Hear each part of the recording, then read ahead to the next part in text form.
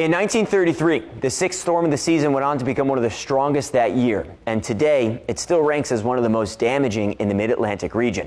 At peak strength, the Category 4 storm achieved winds of about 140 miles an hour. Remaining south of Bermuda, the west-northwest track was rare because of that big area of high pressure, that big ridge over New England. So instead of the storm bending back out to sea, it made a beeline for the Outer Banks.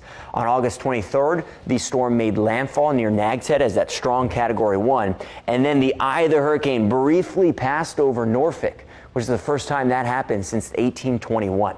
Then about a day later, the then tropical storm was racing up towards D.C., soaking everyone in its path. 10 inches of rainfall fell in many locations across the mid-Atlantic. And here in Hampton Roads, the hurricane-force winds damaged homes, power lines, and crops. High seas wrecked boats and washed out roads. But as with the majority of tropical systems we deal with, the majority of the damage comes from the storm surge. The 1933 hurricane still holds the record for the highest tide reported in Norfolk, higher than Hurricane Isabel, which many of us use as a benchmark.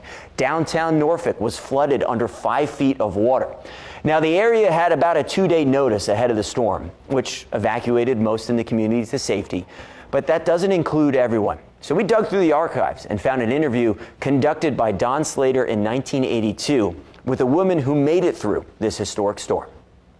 Matilda Daniels was 16 years old, vacationing in Ocean View when the greatest hurricane of this century struck on August 23, 1933.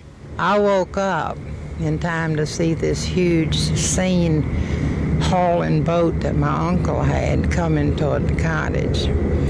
The waves were high, and it hit the big metal winch outside of my window, shattered the boat.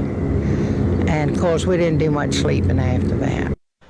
The 1933 hurricane season went on to become one of the most active on record at the time. But today, that record, of course, has fallen as seasons grow busier and busier and busier.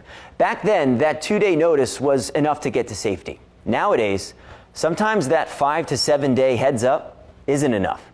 90 years later, we look back on this storm to provide perspective on how to embrace hurricane season with preparation. Steve Fendera, 10 on your side.